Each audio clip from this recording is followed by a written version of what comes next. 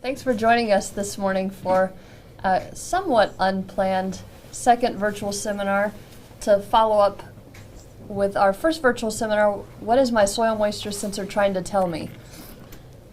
Spontaneous, not unplanned. Spontaneous. You gotta click the button. So if this is the first seminar you've joined us for, let me catch you up to what this is about. We did a seminar about a month ago where we just went through some soil moisture data sets and talked about what we thought the data sets meant, and with the goal of giving you tools to interpret your own data sets. And so if you missed that seminar, we'll send you the first one, but just know that we're continuing on where we left off with the last one. So just to talk about what we did last time, we talked about how soil moisture sensors are used to make irrigation more efficient and how they're used in vineyards for deficit irrigation. We talked about a rangeland study, and we talked about using water content sensors versus water potential sensors. So last time we had a lot of folks that were joining us to talk about irrigation. So we've got some more irrigation data sets today. We're also going to talk about looking at soil water content data that are spatially distributed across a landscape and also over a depth. And we're also going to look at the effects, trying to decipher treatment effects from soil moisture.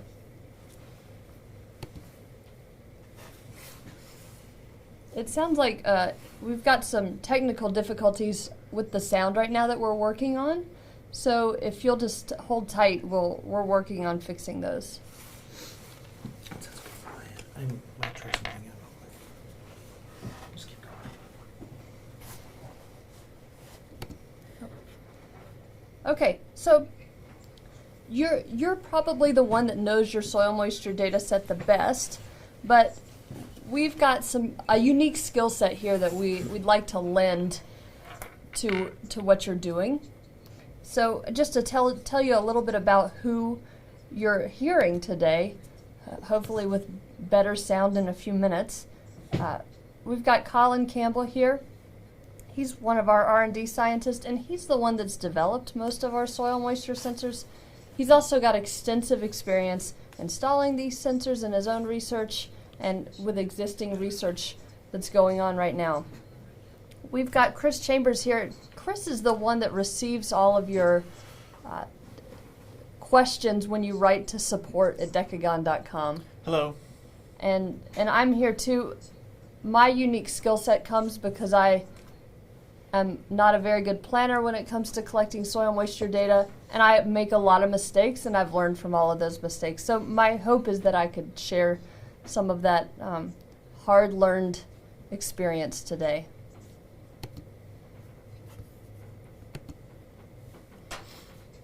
Okay, this seminar is different than most of our seminars in that we really want you to interrupt us and ask questions through the questions box on the GoToWebinar.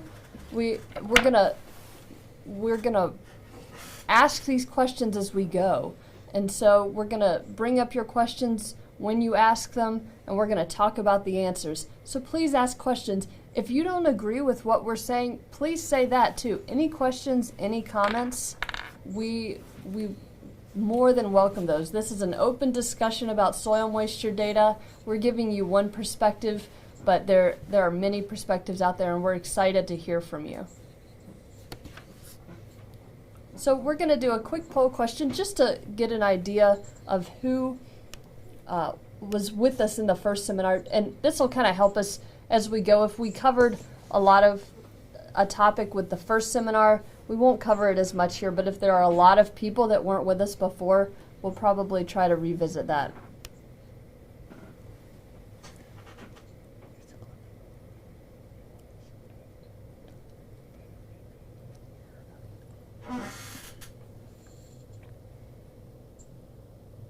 We'll give you a few more seconds here to answer.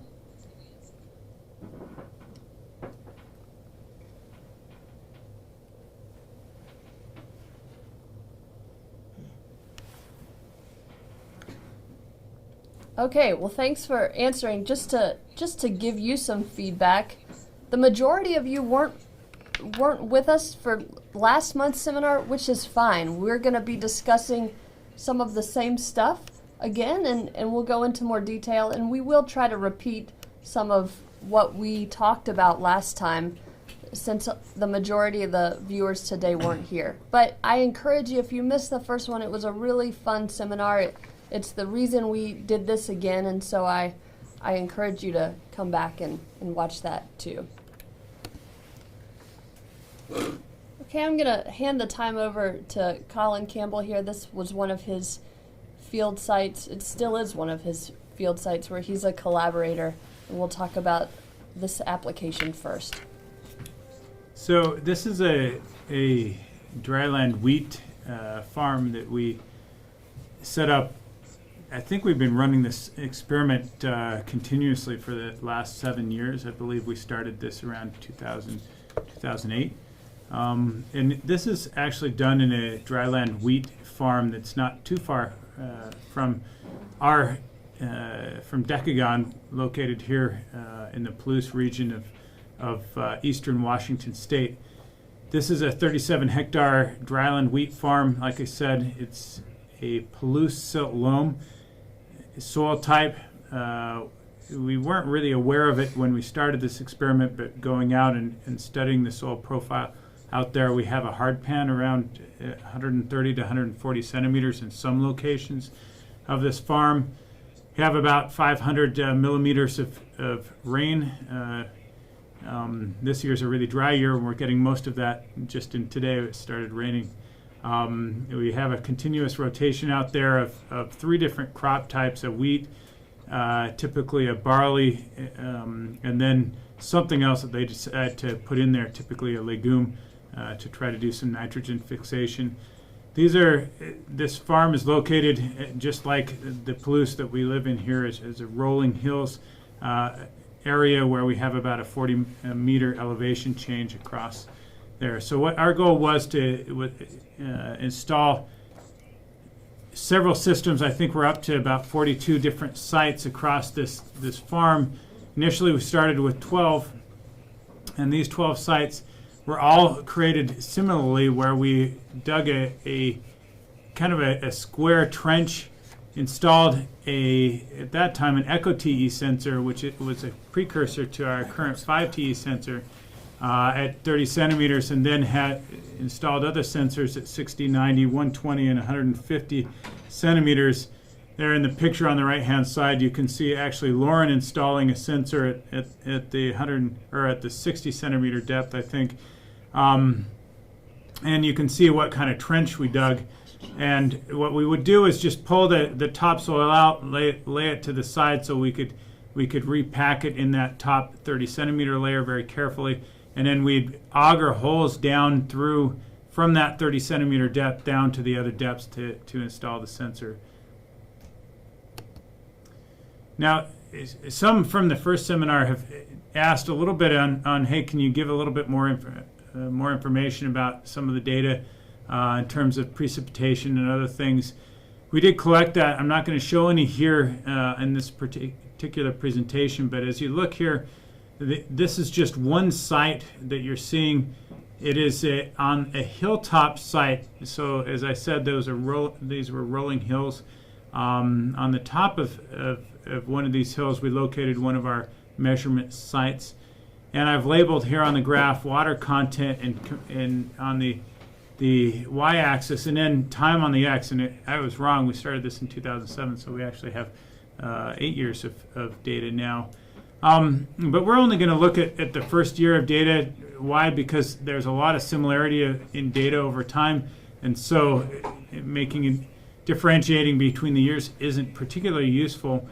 But these are data that came out of the first 4 months of the season. We installed the sensors at the beginning of May, almost exactly this time 8 years ago. And I've labeled there so that you can see the 30, 60, 90, 120, and 150 centimeter sensors and see generally what those look like in terms of their time series. So we know that the wheat crop that was there had already begun taking up water at the 30 centimeter level, and we can see that dropping in terms of its water content. The 60 centimeter followed soon afterward, and we can see the general expected trends downward in the rest of the depths. But as you look at this, this data set, the thing that starts confusing you is probably, why do we see this widespread in volumetric water content at the start of the experiment? If we were truly in a profile that had refilled after the winter season, why wouldn't we see all the water contents basically start at the same point? And this was a bit of a difficult question for us to answer initially. And I'm going to give everybody a chance to look at this, because we're going to ask you why you think that 120 centimeter sensor started so high and then ended lower than everybody else. So just kind of form that, take a mental picture of this image in your mind, and we're going to ask you your opinion on, again, why that 120 centimeter value started so much higher than everything else and then dropped so much lower.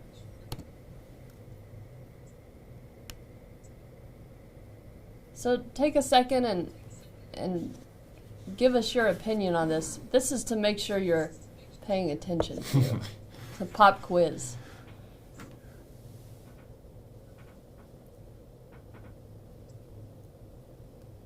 And the interesting thing about this is these were the three answers that we listed: lower bulk density, perched water table, or a bad installation.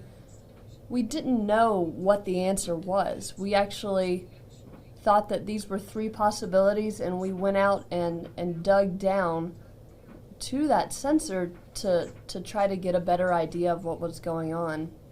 We had originally, for that install, for that really deep sensor, those two deep sensors, we had just augured a hole down, and so we didn't have a lot of good views of what we were digging into except for the soil that was coming up in the auger.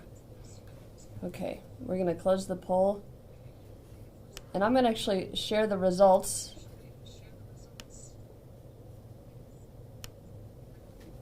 With you here and talk about, and I'll let Colin talk about what we found here. Lauren, I think it's nice that that most people didn't think you'd installed the sensors badly.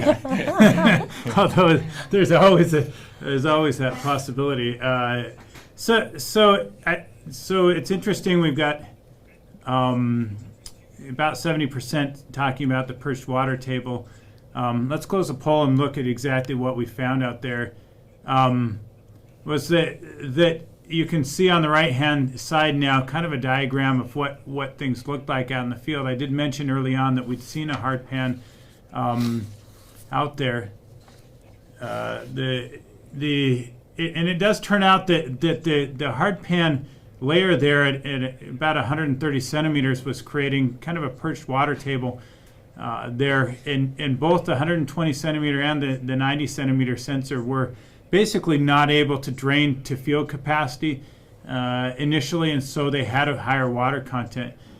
But interestingly enough, this year we've gone out and done, well, last year and this year we've gone out and done a lot more sampling of the bulk density to see how the bulk density changes with depth. And not surprisingly, for those of you who suggest it was lower bulk density, comparatively, that we do see quite a range of bulk densities.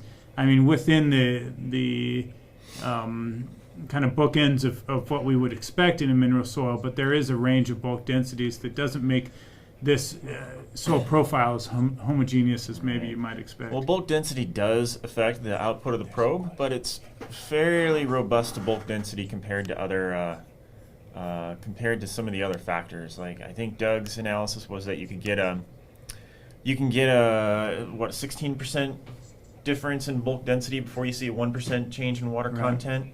So bulk density is a factor, but you really have to get a big difference for it to have that large of an effect on water content. Yeah.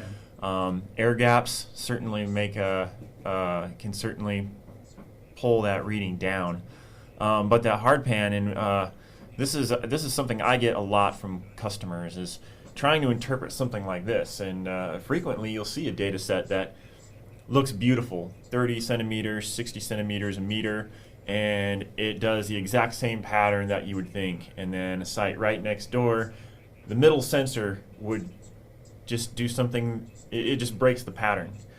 And without knowing what's in that soil, what you have in the soil, it's difficult to interpret what you're seeing in the water content. So sometimes it's very important to get in there and know what kind of soil you have these in. And you could tell with this hardpan.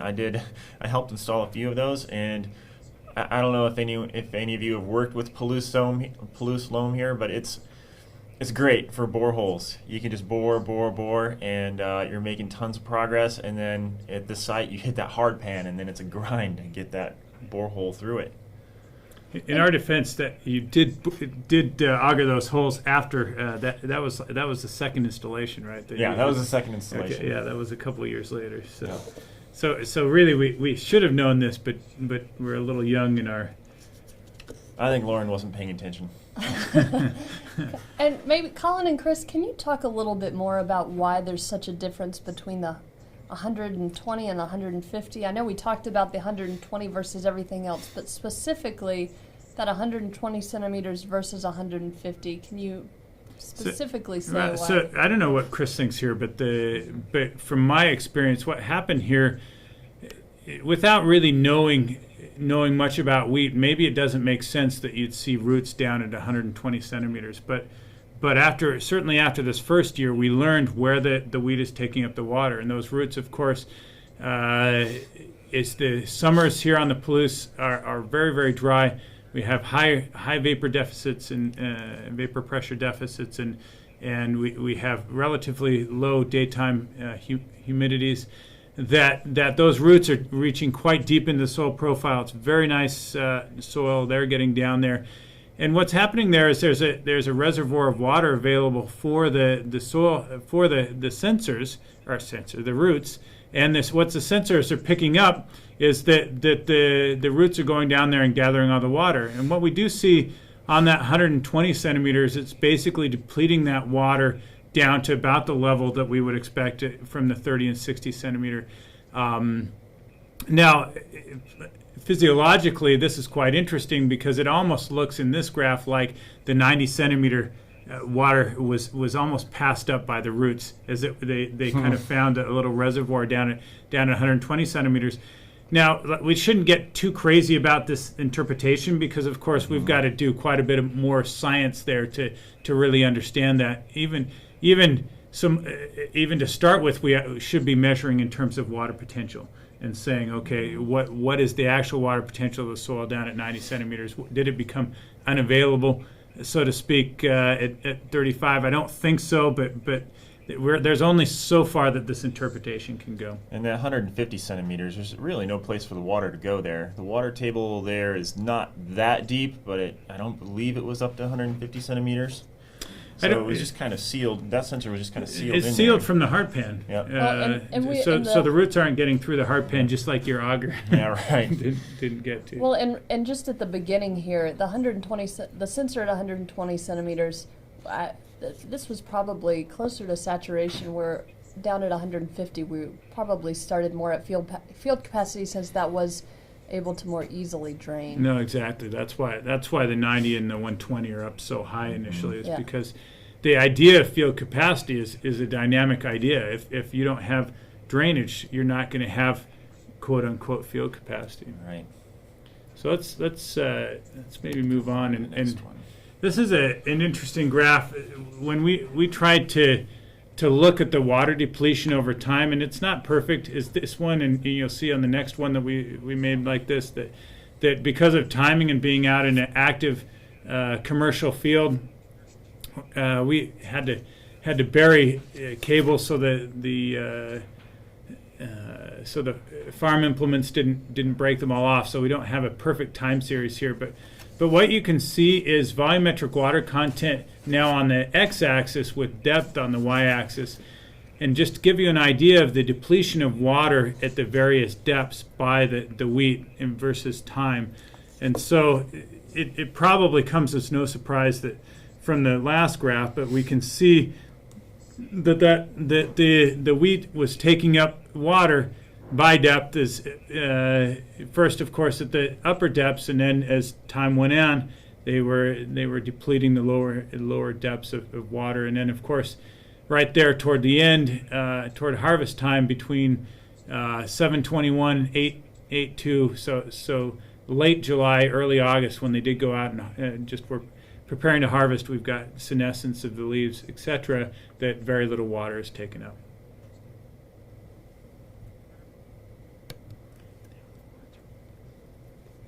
So one of the other interesting things that we collected, or one of the information that we collected, was the wet up. So this is the same data set. Now we're looking at what happened in the fall and winter season. We're missing a 90 centimeter sensor that didn't get connected up, I don't think, when we put it out there.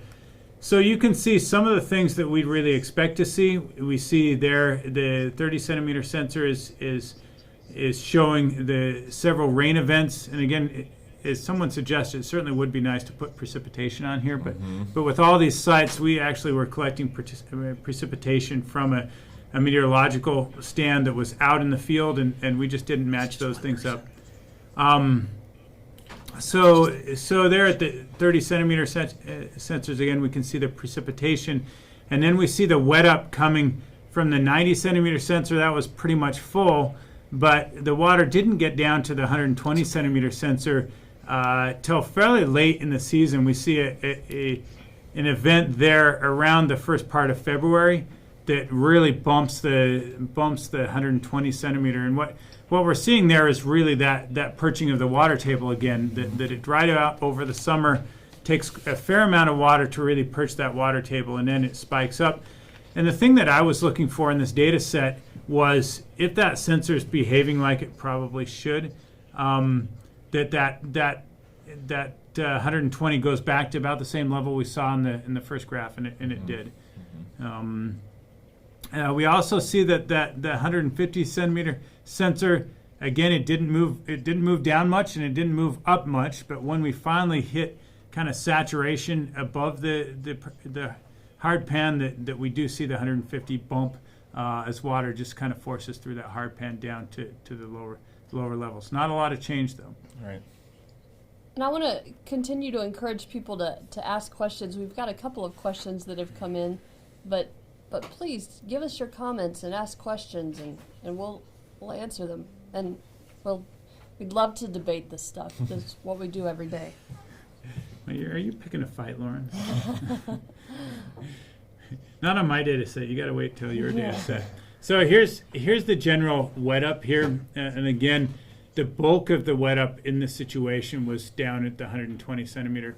Interestingly enough, we're not seeing a lot at the top, and again, just because of the dynamics of being in an actively managed field, we couldn't get the data loggers back in the field till quite a while after harvest. And you know, that first year we weren't very good with this, but in fact, in subsequent years, we have been able to get sensors back in the field and get almost complete data sets out there. In fact, Chris, I think they're now against maybe our recommendation, burying the loggers, in their own watertight boxes. So. I think they talked to me about that before they did it and picked up a bunch of cables.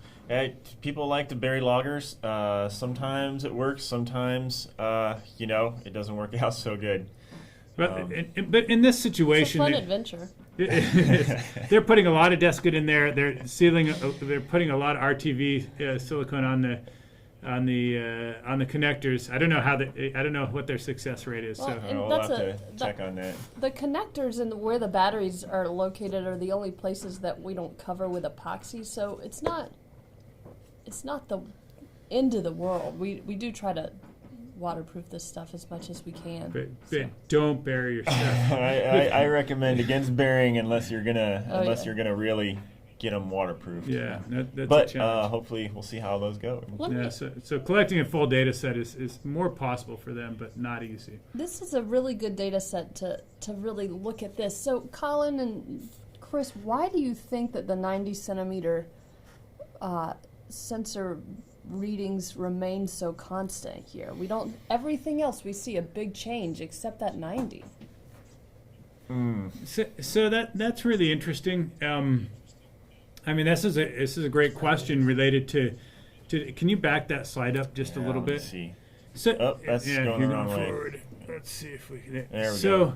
So what I think we're seeing, even if we go to the one before, let's go all the way back. So we see a 90 that does drop some, not a lot. So we didn't get This is a wet up, but we didn't get a full picture of the 90 because, Yeah. of course, That we're hit not earliest. we didn't get in the field far enough. I think so.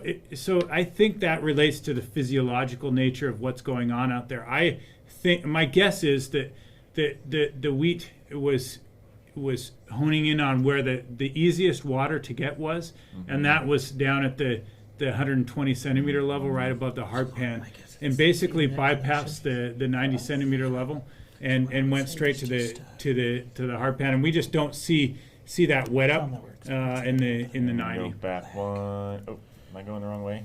Probably. Yeah. So the 90, it winds up down around about 35, something like that.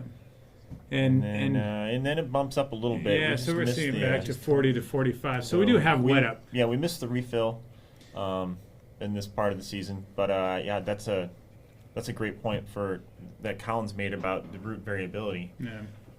They've have to allocate for nutrient uptake and for water uptake, And sometimes, I mean, you get questions, right, Chris, that say, "Hey, I don't think that sensor is working." That's always it is kind of one of the first things people jump to when they see something they don't that is difficult to explain.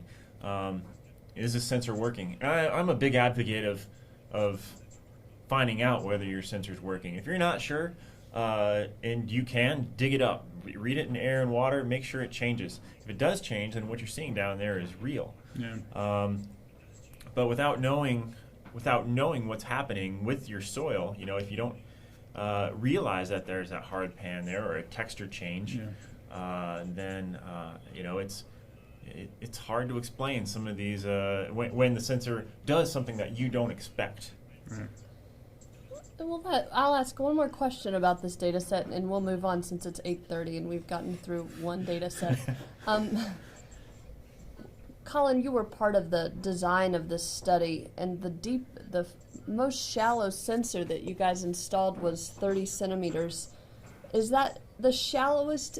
What was the reasoning behind installing at that depth versus, say, starting at 10 centimeters? And would you expect to see more variability at 10 centimeters? So we get a good idea of really the early crop growth in terms of water uptake, and also just a really good connection, of course, to atmospheric conditions at 10 centimeters. But there's a really easy reason why we didn't do it, put one at 10 centimeters, and that's simply because the plow would have eaten it up. So at times they're taking implements over this at some depth, and we wanted to make sure that our sensors weren't wrapped up in somebody's plow somewhere.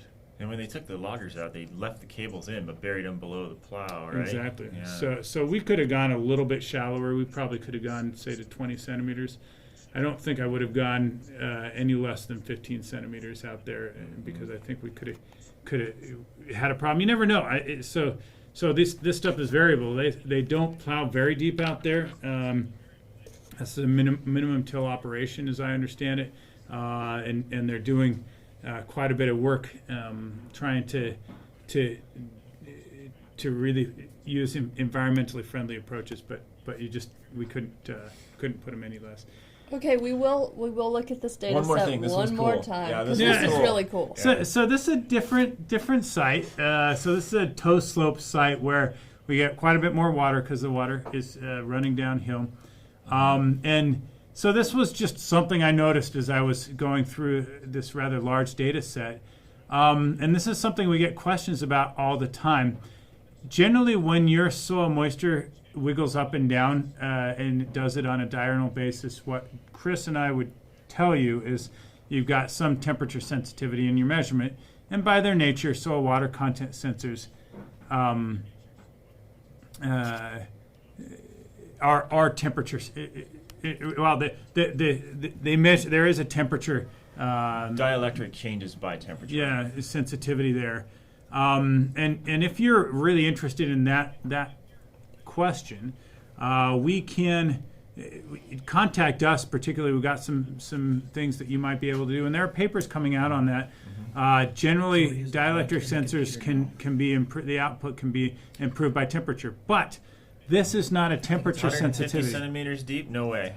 So look at this a little bit, and we didn't. I don't think we put in a poll here, but I'd love to get you to kind of study this little square here, and notice a few things about this. As the wheat is taking up water over time, we're seeing this diurnal signal in the 30, the 60, the 90, and even down at the 150 centimeters. And people, when they look at this, say, hey, I think what's going on here is just you've got that dielectric with temperature signal. But I counter with the fact that if you look at the 150, it is completely flat for the first 3 months of signal coming out there. And it's only as the roots begin to take up water that we actually see this change. And one thing to note here is really there was no evident hardpan down here on the bottom of the. This is a different site than we were looking at earlier. All right. And so what's happening here is, I think, is hydraulic redistribution. I've graphed really carefully up there kind of the time on the x-axis from that little box there with volumetric water content on the y-axis. And the relative change in water content with time is much more indicative of an overnight building up of water pressure in the roots and an increase in water content. I think what we're seeing and is then just being pulled out in those drier soil layers Right. that have been depleted already. Yeah, and even we're getting roots growing around the sensors probably, and we're sensing that. Now it's easy to say, hey, what about 120? And my guess is my guess is there's just not roots near that sensor, that they're depleting water at that level, but the roots aren't so close. And this was only the 1 out of the 12 sites we saw it, so maybe we had some prolific root growth. Chances are we had heavy wheat growth there. So generally, I think what Chris and I would say is, if you see these things, you probably have temperature sensitivity. But if you got it going on down at 150 centimeters, it's very likely a true response of the plant. And people say, wait, what about logger response or heating up of wires or anything like that? We tested all these things. We don't have a temperature graph in here, but I think that there was nothing going on with temperature. And some people have reported that there are sound issues. We're going to start moving away from using dial-up here at Decagon, and hopefully that'll resolve that. Dial-up. But I think this is on our end, that we're having internet connectivity issues, and we've got some technical folks working to resolve that. So I really do apologize. We're going to keep going, but ask questions, and we'll continue to work on this. Hopefully it will just get better. We don't actually use dial-up lines. We don't use dial-up. That was a joke. It feels like it right now. Okay, on to the second data set. Okay, this is another one of Colin's.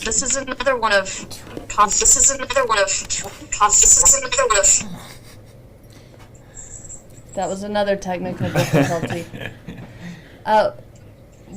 This is another one of Colin's data sets that he installed with Dr. Richard Gill at Brigham Young University.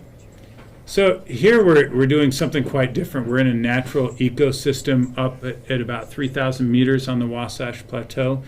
What we're studying here is how changing precipitation environments affect the plant species dynamics. And we're trying to understand those from the perspective of soil water content and also plant canopy dynamics. So we actually had measurements of water content in the soil while we're measuring with a prototype of the SRS sensor, the NDVI. So we're not going to spend a whole lot of time here on these things. What I'm going to show is just a couple of different plots of data from this experiment, and what we're doing here is we used a prototype GS3 water content, temperature, and electrical conductivity sensor, and then in his lab, Rick had students create the soil moisture release curve. So what I'm showing first is going to be the water potential, and on the next graph we have water content from another year. The reason we're showing water content is that we hadn't had time to convert this over at the point that we produced a paper on this. And so one of the things it does is just illustrate the difference between water content and water potential in our measurements. So this is just a water content or water potential with time graph, and what we're seeing now is the water content changing in a control plot where we left the natural amount of rain coming into the system, and then we have a minus 30, which drops 30% of the rain, and then a 70% of the rain kind of taken off plot. And what we can easily see here is just the trends in water over time. We did have a small rainstorm right at the beginning of August. There you can see a small blip, but in general we had very little precipitation over time. As you can see, we have great separation between the ungrazed 30% and the ungrazed 70%. So as we might expect, these differentiate themselves quite well. As we move to the next year, again, I mentioned this in 2011, we hadn't quite have the opportunity to change them over to water potential. But the other thing that you can see is that there's just not much separation between the data in the ungrazed control, where we had, like I say, the standard amount of rain, and then in the two other cases we actually used rainout shelters, which just took off, caused the rain to only come through at about 70% level, and then down only 30% of the rain. This was in one of the wettest years that occurred there on the Wasatch Plateau, and the 70% level just didn't change that much from the control. So we have two problems here. One, we're doing it in water content, and in the range that we're interested in, it's so wet that we can't separate the different controls very much. And on the other side, the other issue is that this was one of the wettest years, and there was so much rain that it just didn't separate between the plots. So we might be a little bit concerned about what is happening here. If we didn't realize, if we weren't taking ancillary measurements, we did have a precipitation gauge up there and knew that we basically were in one of the wettest years in history up there. So this is another data set that illustrates that point really well, that it's hard to look at 1 year's worth of data and make any really solid conclusions about the site that in terms of a long-term study of what's happening. So it's difficult to look at 1 year and determine that there's going to be the same effect the following year. So this is an irrigated site where we had we had water content sensors. These were 10HS sensors at 4 depths, and we had 8 sensors at each depth, and those were averaged. And we also had water potential sensors only at 1 depth, but we had 6 sensors averaging those. So this is a Pinot Noir crop in California. This was in a loam transitioning to a sandy loam and then a sand, and this is a long data set. That's with depth, right? So the upper portion is a Oh, that's loam, right. and then the deeper in the profile, right? That's right. Yeah. Sorry. Just want to make sure they weren't kind of imagining spatially that over the green. Oh, yeah. Sorry about that. One of the comments we got from last month's seminar was that we talked a lot about soil moisture, but we didn't show a lot of the other environmental data like Colin talked about initially, and we're trying to do that a little bit better. And this is having this precipitation data set is going to lend so much to understanding the data that we're going to be looking at. So I just want to talk through this a little bit. We've got 2011, and that was an above average precipitation year. And then we have 2012, which was somewhat of an average. 2013, this was the start of the drought in California, and you can see how low it is. You can see this data set was stopped in 2014, so you could see a little bit of where we're starting in 2014 in terms of precipitation, and it's not looking good. And we know now that that was a really difficult drought year as well. So understanding where the dynamics of year to year is a really good place to start when looking at your soil moisture data. And where in California is this, Lauren? I don't remember. Central Valley or so, north? so it's up. Yeah, it's up on the coast. Okay. I think toward the north. This is another data set, and just to look at growing degree days is a way to look at the temperature across the years. So that first year, 2011, it was warmer, so warmer and wetter. 2012, it was fairly average. 2013, it was drier but cooler. And the trend that we had for 2014, which was detrimental to the crops, as we know now, was it was warmer than normal and drier than normal. And you can see that trend starting there in January. Okay, now we can look at the water content at these sites. Again, this is a deficit irrigated site, and so on about May, they started doing a little bit of deficit irrigation. And the water content values really reflect those precipitation values that we saw, with 2011 being having a lot of water. 2012 we had a similar effect. We didn't start out with as much, and you can see here at the end, though, we've got some major storms at the end of 2012 that give us a really good start of going into 2013. So drier, average year, drier, but we come in and we're going into 2013 wetter. So even though it was a dry year, we started with a good base of soil moisture.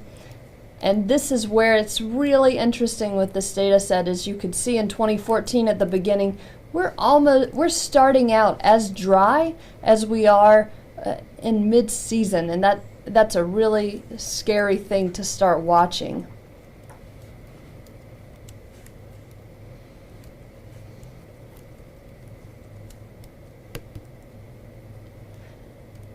So let's look at the water potential data here. This grower was not using the data. This was monitoring standard practices for this irrigated crop. You can see, and I wouldn't say there's too many things here, except what we see is there were events here. I think that, and I talked to the person that gave me this data set, but they wanted to remain anonymous, that these peaks were when the grower, again, we talked about this last month, the grower didn't realize that they were adding this much water and reducing the amount of stress in the crop as much as they were. So these were days that they wanted to stay a little drier, but you can see they got almost back up to field capacity. So when you're trying to stress a plant and you're sending it back up to these dramatic changes from water potential, that causes some interesting things with the plants. Okay. This is just an example of the water content data over the depth. The water content data we were looking at before was a sum of the depths, and this is looking at an example of those individual depths. The other thing about this data set here is the sensors that are graphed with the blue lines. This was right under the emitter, and the sensors graphed with the pink lines, these were in the rows between these were in the interspacings between the rows of of grapes.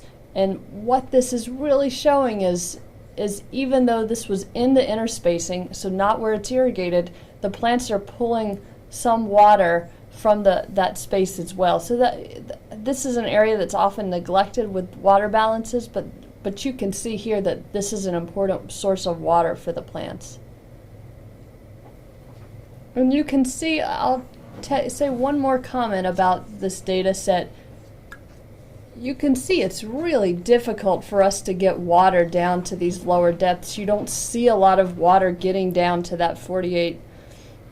You're talking about the summertime, right? When the vapor deficit is high, it's hard to push water down through, even when they're irrigating pretty heavily up at the first 40 to 50 centimeters, that we don't see it down at 100 centimeters or something like that. And one thing I want to point out too, where these are a lot of different ways to look at soil moisture data. So right here, this is the summary of the different. Oh, where are we? Here we go. This is the summary of across that entire depth, and that's made up from these individual data sets. So these are two different ways of looking at almost the exact same data. There's some averaging because there's so many sensors. This was a really well instrumented site, and that's pretty rare and quite unique. Okay, this is one more irrigated crop here. The goal of this instrumentation, this installation, was to do a water balance on an irrigated garlic. So precipitation was monitored, irrigation was monitored. I'm pretty sure these were monitored with just a standard rain gauge. Drainage under the root zone was monitored with what's called a decagon drain gauge.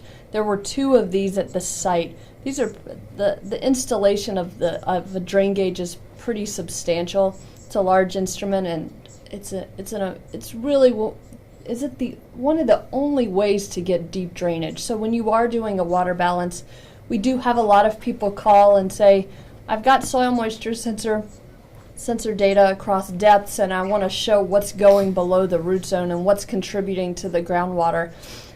Really, the only accurate way to do that is to use a drain gauge to physically measure the water that's going below the root zone, and we'll look at the data there.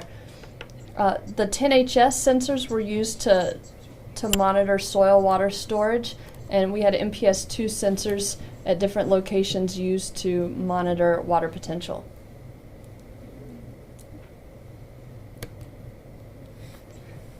So this is a great example of what happens when a tractor comes by. You can see this gap here.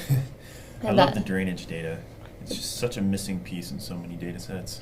That is really true. So just to explain this a little, these dark blue bars are precipitation, the light blue bars are irrigation, and the red are drainage that are of water moving past the root zone. And so you can see that these are co-located with irrigation events. So what that tells us is that there's irrigation water that's going past the root zone. And once it's and this is deep enough that once it's passed, it's not accessible by the plants anymore. There are some times that you would want to do this, especially if you're trying to manage salts in your system, and there are times that you don't want any water moving past the root zone because, again, that water's not being accessed by the plant at that point. So the drain gauge data here are just beautiful. And to get that soil water storage component for the water balance, we had the 10HS sensors, and that's graphed with the green line there until the tractor came.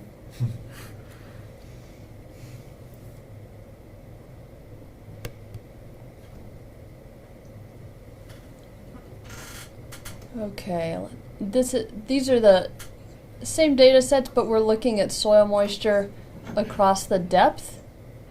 And the reason we've got some weird things going on, I think, with this is kind of the reverse with what we saw at the Cook Farm data, where we have much drier at the most shallow depths, and then wetter, and then wettest at the deepest. I am pretty certain that this was a soil type difference, and we did have a clay and I don't remember what else we had here, but there was a pretty substantial variation in soil type at this site. We didn't get to confirm this. We think that this was about when they were doing harvest, and you can see we kept our water content pretty high, but once irrigation stopped, as indicated by here, our soil moisture values started to really flatten out, and this is a pretty fast. It went from drainage to just flat, and we see that a lot with these clay soils. So we also might be seeing just like that wheat crop, the senescence of, I don't know anything about garlic except that when I eat it, my breath smells bad. But but we probably are seeing the senescence of leaves right before the harvest, and That's probably true. a drop in uptake. We're seeing less irrigation, but then we do see a precipitation event right there at the end that spikes the moisture at the 0 to 4 inch level. So up to 10 centimeters, but we don't see it much at those other depths, probably because we're so dry up on top in those conditions. Where were these taken? These data? Where were they? California? It was another California. Okay, so we're seeing fairly dry earlier comparatively to what we might see at the Cook Farm in northern. This is our last slide. I'm so amazed that we're going to be done on time, and I'm very happy. You're much faster than I am. I don't have as much to say, I guess. So this is our last slide. This is looking at that same site, but looking at soil water potential as measured with MPS2 sensors.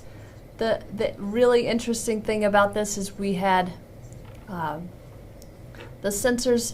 They were all installed at the same depth, 6 sensors installed at the same depth. They were also installed exactly or as close as the installer could to right below the emitter. So the idea was to get as much of a replication of data as possible. With those MPS2 sensors, we did have a lot of variability with those. I'd say that the newer sensors, the MPS6, we're able now to rule out variability between sensor to sensor. I think with the MPS2s here, I don't know if we could rule that out between spatial variability and sensor to sensor variability. So I'd love to redo this with MPS6 sensors where we don't have to worry about the sensor to sensor variability anymore. But this is what I've seen with drip irrigated soil moisture data. It's just, there's traditionally when people monitored irrigation with soil moisture sensors, there was a lot of assumptions that there was a homogeneous wetting front going down, and so it didn't matter so much where the sensors were located with respect to sprayers, or especially with flood irrigation. But when we have drip irrigation, even very small changes in soil type that you would expect in a normal field can have really dramatic changes on how the water is distributed. And if anyone's ever used a drip irrigation system, they've come a long way, but there's still it's really difficult to get consistent wetting bulbs from every single dripper. That's an assumption that a lot of people make, and I think it's a little bit scary that physical mechanical system is going to distribute water exactly the same way from every dripper. There's just limitations with pressure and that are just too difficult to overcome financially, really. So it's a challenge. So are you saying here in this data set that the variability might be caused because some sensors are in the onion of the dripper and others are kind of out in dry areas where the dripper's not reaching? Is that kind of what your conclusion is? I think that's with a drip. I think with a drip, any time you're monitoring soil moisture in a drip system, you have to assume that is going to cause some of your variability. So there's a question here: how many sensors per treatment as a replicate are necessary to get reliable values out of this thing? These aren't your data set, so it's a little hard to say, but there are 6 sensors here, right? Right. Out here. And the error bars are plus or minus 1 standard error. Is that right? Oh, that's a good question. I think so. Okay. So, I mean, it just depends. So, on an experiment that I might be running here, we'll typically put, I mean, just for financial reasons, we'll put one sensor out in kind of every area that we're interested in and try to depend on good calibrations going in. With a dripper type system, I think your discussion of how variable those drippers are is pretty relevant here, and trying to get around that is a real challenge, because in those conditions, the idea of a drip system is to get water right where the roots are and not put it in soil that no roots are going to be in. That's, I think, the goal. This comes up in every single customer I talk about that's monitoring irrigation, where even in a greenhouse or very tightly controlled growth setting, is that how many sensors do you need? You can't put a sensor in every tray or a sensor in every bed. Well, and it reminds me, I asked Colin's dad about this years ago now, probably when I just started at Decagon, because it's such a common question. How many sensors do I need? And I said, Gaylon, I'd love to really be able to help people determine this value. Can you help me write something up about this? And he said, oh, that's easy. And I got my pad and pen out and ready to take some notes about calculating power analyses. And I said, okay, tell us how to do it. And he said, the number of sensors you need is just more than you can afford. And he said that's the case in every site. And it's going to be a challenge anytime, like Chambers said, even in a really well-controlled greenhouse setting. So did you write that down? No. I think we tried to write it in a different way, but it was really a...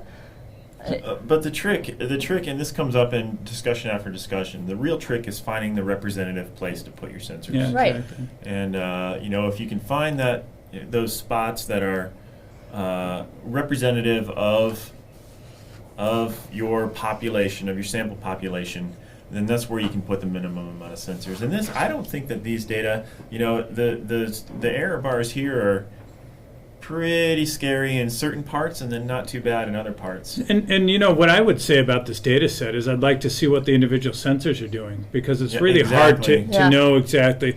I mean, so just so we know what we're talking about, the y-axis here is bars. So about -1 bar, that's about the lower plant optimal level. So we can see that the garlic's kept there toward the harvest time, so it's all in that plant optimal range. Yeah.